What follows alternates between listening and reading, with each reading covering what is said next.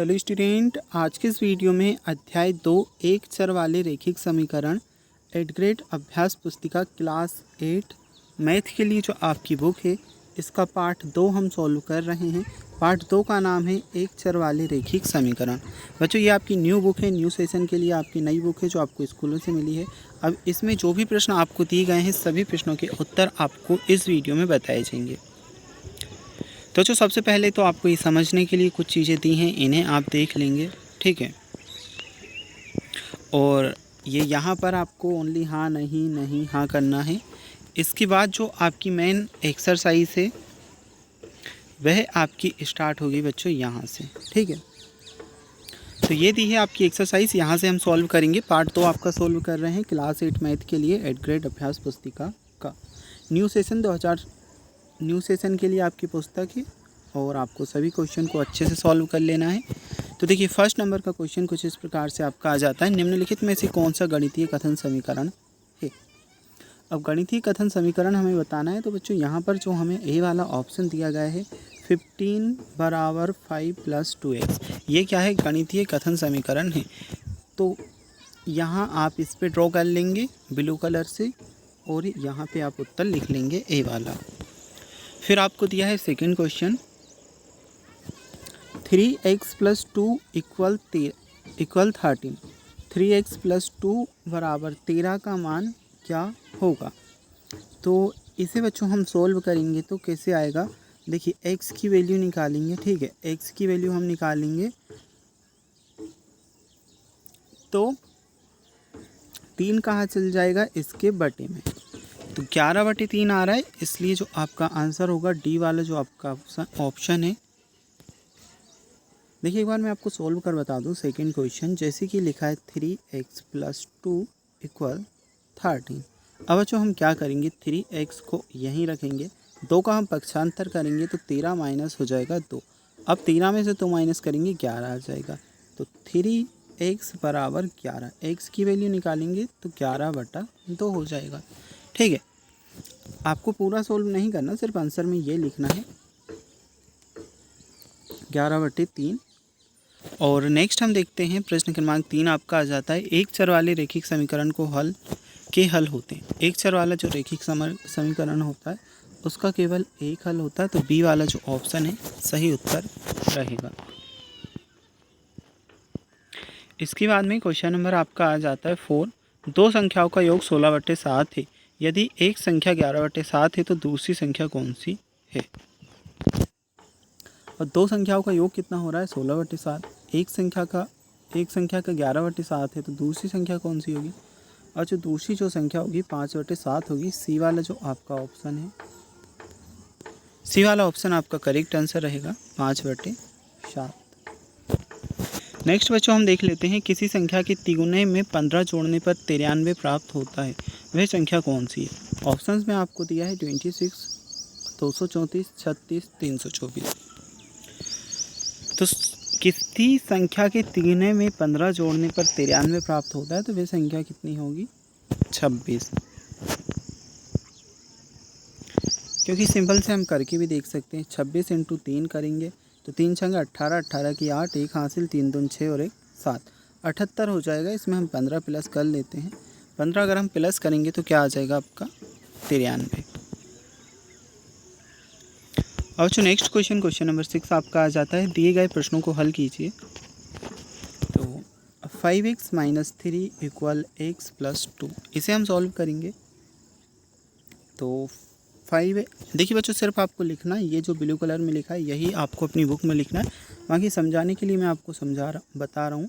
5x - 3 = x + 2, तो क्या हो जाएगा, यहाँ पे x का हम पक्षांतर कर लेंगे तो 5x - x हो जाएगा और 2 + 3। अब इसमें से एक x माइनस होगा, 4x बचेगा, 2 + 3 करेंगे 5 हो जाएगा। x की वैल्यू निकालेंगे तो 4 जो है 5 के बटे में चल जाएगा, तो x = 5/4 आपका आंसर आ जाएगा। किसी संख्या को 8 से भाग दिया जाता है तो परिमाप -3 प्राप्त होता है, संख्या ज्ञात कीजिए।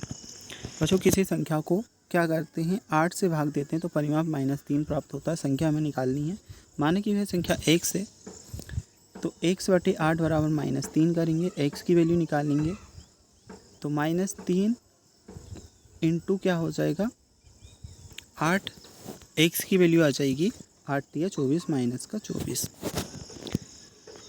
अब जो क्वेश्चन नंबर 8 आपका आ जाता है, रमेश ने एक संख्या सोची, उसका 2 गुना किया और उसमें 20 जोड़ा। परिमापी संख्या को 25 से भाग देने पर 4 प्राप्त होता है, वह संख्या क्या है। बच्चों इस क्वेश्चन के लिए आपको 2 कॉलम बना लेने हैं, जैसे कि मैंने बीच में से लाइन खींच दी और इधर पहले हमने क्वेश्चन सॉल्व किया फिर इधर किया, क्योंकि जो आपकी बुक है इसमें जगह थोड़ी कम दी गई है, इसलिए हमें ऐसे ही सॉल्व करना पड़ेगा। तो क्वेश्चन नंबर 8 के लिए आप क्या लिखोगे, माना वह संख्या x है, फिर 2x + 20 बराबर a बटे में आपका आ जाएगा 25। अब हम इसे सॉल्व करेंगे तो 2x + 20 4 × 25 होगा, 2x + 20 25 जो कि यहाँ पे आपका हो जाएगा 100। फिर हम 20 का पक्षांतर कर देंगे तो 2x बराबर 100 - 20 हो जाएगा, 2x बराबर आपका आ जाएगा 80। ठीक है बच्चों, इसके बाद में आपको यहाँ से सॉल्व करना है। x की वैल्यू निकालेंगे तो 80/2 हो जाएगा और फिर 2 से 80 को काट देंगे तो x बराबर 40 अतः वह संख्या क्या है 40 है। अब जो ये क्वेश्चन हमने सॉल्व किया, इसके बाद में हम देखते हैं आपका क्वेश्चन नंबर 9। 10 के 2 क्रमागत गुणजों का योग 210 है, तब इनमें से छोटा गुणज क्या होगा। 10 के जो 2 क्रमागत गुणज हैं उनका योग 210 है, इसमें से छोटा गुणज हमें बताना है। अब जो ये आंसर देखिए हमने यहाँ से सॉल्व किया है, यहाँ से तो 10x और 10x + 10 के लगातार 2 गुणा करने पर दिया है 10 गुना + 10x + 10। ठीक है, तो इनका हमने किया क्या 210 आ रहा है, तो 10 और 10 10x 20x हो जाएगा, प्लस में 10 है 10 लगा देंगे, इक्वल में आपका 210 एज इट इज आ जाएगा।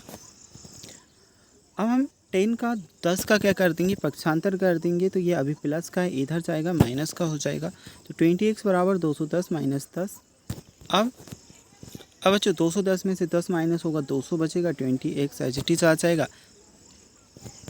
अब यहाँ पर दोनों पक्षों को विभाजित हमें करना है, तो 20x/20 बराबर 200/200 विभाजित करना और ये करके, इसलिए छोटा गुणज 10 × 10 अर्थात 100 है। ठीक है, तो ये आपका क्या आ जाएगा आंसर आ जाएगा। अब नेक्स्ट हम देख लेते हैं जो आपका 10वें नंबर का क्वेश्चन है, x के किस मान के लिए निम्न आकार का परिमाप 186 सेंटीमीटर है। बच्चों इस क्वेश्चन को सॉल्व करने के लिए भी आप जो आपकी बुक है उसे एक बीच में से एक लाइन खींच करके, ऐसे लाइन खींच करके 2 पार्ट में डिवाइड कर लीजिएगा, जो आपको जगह दी है क्वेश्चन के नीचे। पहले हम ये लिखेंगे, ठीक है, दिया गया है दी गई आकृति की लंबाई बराबर 5x + 8 तथा दी गई आकृति की चौड़ाई बराबर 2x + 68। आकृति का परिमाप बराबर कितना है 186 सेंटीमीटर, इसलिए 2 × लंबाई प्लस चौड़ाई का फॉर्मूला लगेगा, बराबर में 186 आ जाएगा। ये हमने यहाँ पे वैल्यू रख दी 5x + 6 2x + 66।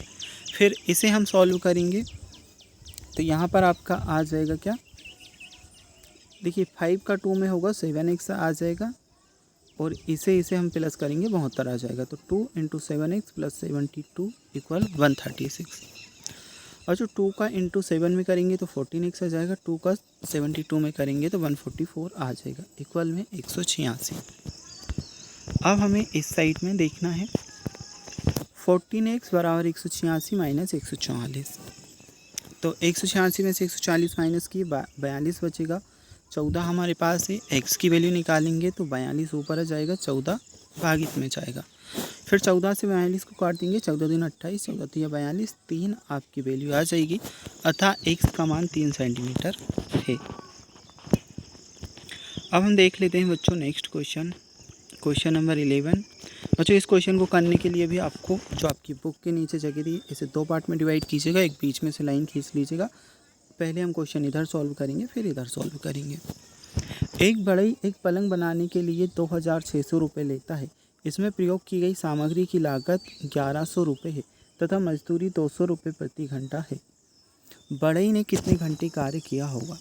तो देखिए दिए गए विवरण का उपयोग करना। माना बढ़ई ने 1 घंटे कार्य किया। यह दिया जाता है कि एक बढ़ई एक पलंग बनाने में 2500 रुपये लेता है। प्रश्न के अनुसार x प्रति घंटे की मजदूरी सामग्री की लागत बराबर 2500 है, तो 200 प्लस 1100 बराबर 2500 हम कर लेंगे। अब इसके नीचे यहाँ से सॉल्व आप करोगे। चरण 2, समीकरण 1 से 1100 समीकरण के RHS में स्थानांतरित करते हैं।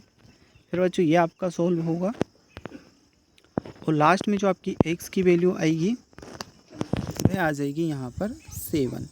1 0 से 1 0, 1 0 से 1 0 कट, 2 7 14, 7 आपका आ रहा है। इसलिए बढ़ई ने 7 घंटे कार्य किया है। अब चलिए क्वेश्चन नंबर 12 हम देखते हैं। समीकरण हल कीजिए। तो इसमें हमें ये समीकरण दिया गया है बच्चों। इस समीकरण को आपको देख लेना है। अब इसे सॉल्व करने के लिए बच्चों यहाँ पर हमने z की जगह पे x लिखा है। आप चाहो तो x भी लिख सकते हैं, z भी लिख सकते हैं, इससे कोई दिक्कत नहीं है। वैल्यू आपको सेम ही रखनी है, जैसे कि यहाँ पे x/2 z/2 माइनस 1/5 इक्वल में x/3 प्लस 1/4। ठीक है, x और z का कोई फ़र्क नहीं पड़ता है। फिर देखिए इस क्वेश्चन को हमने सॉल्व किया, यहाँ पे आपका ये आ जाएगा। इसे हम सॉल्व करेंगे तो 5x - 2 × 12 आ जाएगा, 4x + 3 × 10 आ जाएगा। अब हम क्या करेंगे, 12 पंज आपका हो जाएगा 60x और 12 दूने 24। ऐसे ही 10 चौके 40 हो जाएगा, 10 तिया 30। तो ये हमारे पास वैल्यू आ जाएगी। अब इसे सॉल्व करेंगे किस प्रकार से, यहाँ पर इनका हम पक्षांतर कर लेंगे तो 60x - 40 इक्वल में आ जाएगा 30 + 24। इसमें से ये माइनस हुआ 20x आ जाएगा, इन दोनों का प्लस होकर 54 आ जाएगा। x की वैल्यू हमें निकालनी है तो 54 के बटे में जाएगा 20, 54/20 आपका आ जाएगा। अब जो इन्हें हम काट देंगे किससे, 2 से, तो 2 धा में 10 और 54 को काटेंगे तो 27 आ जाएगा। मतलब 27/10 यहाँ पर हमारा क्या आ रहा है, आंसर आ रहा है। और जो नेक्स्ट हम देख लेते हैं, क्वेश्चन नंबर आपका आ जाता है 13। समीकरण हल कर उत्तर की जांच करें। तो ये 5x - 2 कोष्टक 2x - 7 इक्वल टू कोष्टक 3x - 1 प्लस 7/2 को हमें क्या करना है, समीकरण को हल करना है। तो जो पहले देखिए इसमें भी आपको क्या कर लेना, बीच में से एक लाइन खींच लीजिएगा। पहले हम इधर क्वेश्चन सॉल्व करेंगे फिर इधर। तो यहाँ से आपको लिखना है समीकरण को हल करते हैं। 5x अच्छे से देख लीजिएगा, थोड़ी सी क्वालिटी कम है। 5x - 2 कोष्टक 2x - 7 इक्वल टू कोष्टक 3x - 1 प्लस 7/2। मुझे यहाँ से देख लीजिए, वहाँ पर थोड़ी सी आपको क्वालिटी कम दिखाई दे रही होगी। सेम ही क्वेश्चन है, ये वही है। समीकरण को हल करते हैं। 5x - 2 कोष्टक 2x - 7। ठीक है, वही क्वेश्चन आपको दिया। इसे सरल बनाएंगे तो ये आपका आ जाएगा, है ना। 5x - 4x plus 14 equal 6x - 2 plus 7/2। फिर ये सॉल्व हम करेंगे तो बच्चों सॉल्व करने पर जो हमें आंसर मिलेगा कुछ इस प्रकार से आपका आ जाएगा, 12.5 इक्वल टू 5x और x की वैल्यू हम निकालेंगे तो 5/2 आपका आंसर निकल करके आता है। ठीक है, अब बच्चों हमें सत्यता की भी जांच करनी है उत्तर के। तो कैसे करेंगे, हमने x = 5/2 का मान प्रत्येक पक्ष में डाला। बाएं पक्ष में हमने लिखा 5 कोष्टक 5/2 - 2 और ये कोष्टक में दाएं पक्ष का निकालेंगे तो ये आपका आंसर आ जाएगा। और जो सिंपल से आपका आंसर है मैं आपको बता दूं। देखिए पहले तो आप ये लिख लोगे जो आपको स्क्रीन पर दिखाई दे रहा है, ये वाला एक पेज और फिर एक ये वाला पेज। ठीक है, ये दोनों ही मतलब ये दोनों पेज आपका इसी क्वेश्चन का आंसर है। ओके, तो बच्चों वहाँ से मैंने आपको बता दिया है क्योंकि यहाँ पर थोड़ी सी क्वालिटी कम थी, आपको समझने में प्रॉब्लम होती। बाकी आप यहाँ से देख सकते हैं तो यहाँ से भी देख सकते हैं, नहीं तो अभी मैंने बताया है वहाँ से आप सोल्व कर लीजिएगा। ये सेम ही आपका है आंसर। ठीक है, चलिए 13 नंबर के क्वेश्चन के बाद में हम आपका देख लेते हैं क्वेश्चन नंबर 14। एक माँ और उसकी 2 पुत्रियों ने एक कमरे का निर्माण 75,000 रुपये में करवाया। बड़ी पुत्री ने अपनी माँ के भाग की धनराशि के 3/8 धनराशि का योगदान दिया था। छोटी पुत्री ने अपनी माँ के भाग की धनराशि का 1/2 धनराशि, तीनों में पृथक पृथक कितनी धनराशि का योगदान दिया। अच्छा, इस क्वेश्चन को सॉल्व करने के लिए भी आप क्या करोगे, ऐसे करके 2 पार्ट में जो बुक है उसे डिवाइड कीजिएगा। पहले हम ये वाला हिस्सा देखेंगे, फिर ये वाला हिस्सा देखेंगे। ठीक है, तो यहाँ से देखिए बच्चों यहाँ पे थोड़ी सी क्वालिटी कम है, मैं इसका भी आपको अलग से आंसर बता देता हूँ। आंसर सेम रहेगा, बस अलग जगह से आपको बता रहा हूँ। तो ये देख सकते हैं, यहाँ से आप लिखिएगा, ठीक है। क्वेश्चन नंबर 14 का आंसर, समस्या को हल करने के लिए मान लेते हैं कि माँ ने m रुपये का योगदान दिया, फिर बड़ी पुत्री, छोटी पुत्री और पुत्री का योगदान यहाँ पर लिखा गया है। इस तरह जो कुल योगदान होगा उससे ये पेयर बन जाएगा। समान हर में बदलने के लिए हम ये करेंगे, ठीक है। तो यहाँ पर आपका आ जाएगा क्या, 75,000। अब ये आने के बाद में इतना आप लिखोगे, इसके बाद में देखिए आगे का क्वेश्चन मैं आपको बताता हूँ। फिर बच्चों आपको ये लिख लेना है, इससे m इक्वल आ जाएगा आपका 75,000 इंटू 8 बटे 15। तो m की वैल्यू यहाँ पर आ जाएगी 40,000। माँ का योगदान कितना आया, 40,000 रुपये। बड़ी पुत्री का योगदान निकालेंगे तो ये आपका पेयर बनेगा। छोटी पुत्री का योगदान 20,000 आ जाएगा। इस प्रकार माँ का जो योगदान होगा 40,000, बड़ी पुत्री का योगदान 15,000, छोटी पुत्री का योगदान 20,000, ठीक है।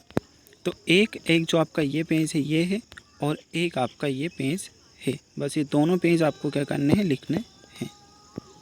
ओके, तो इस क्वेश्चन में भी सेम है, मैंने आंसर आपको बता दिया। आप यहाँ से करना चाहें यहाँ से कर लीजिएगा, या जो अभी आपको बताया वहाँ से आप देख करके कर सकते हैं।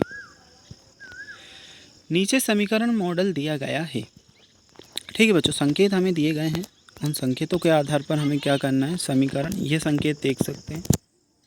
जैसे कि यहाँ पर समीकरण बना है, ऐसा ही हमें बनाना है। किनका, 7y + 14 = 7 का और इसका।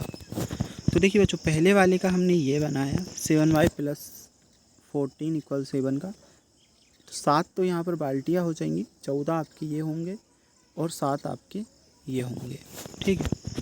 फिर जो आपको दूसरा दिया है, तो दूसरे में क्या होगी, इसे हमने सॉल्व किया, 5x = 10 आया। तो 5 आपकी बाल्टी होंगी और ये आपके होंगे, ठीक है।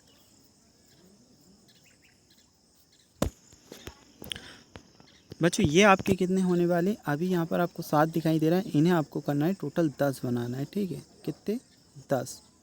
ये कितने हो चुके हैं, 9। एक और आप जोड़ लोगे, ऐसे 10 बना लीजिएगा ये, ठीक है। बस, तो ये जो आपकी बुक है कंप्लीट हो चुका है, जो आपका सेकंड चैप्टर है।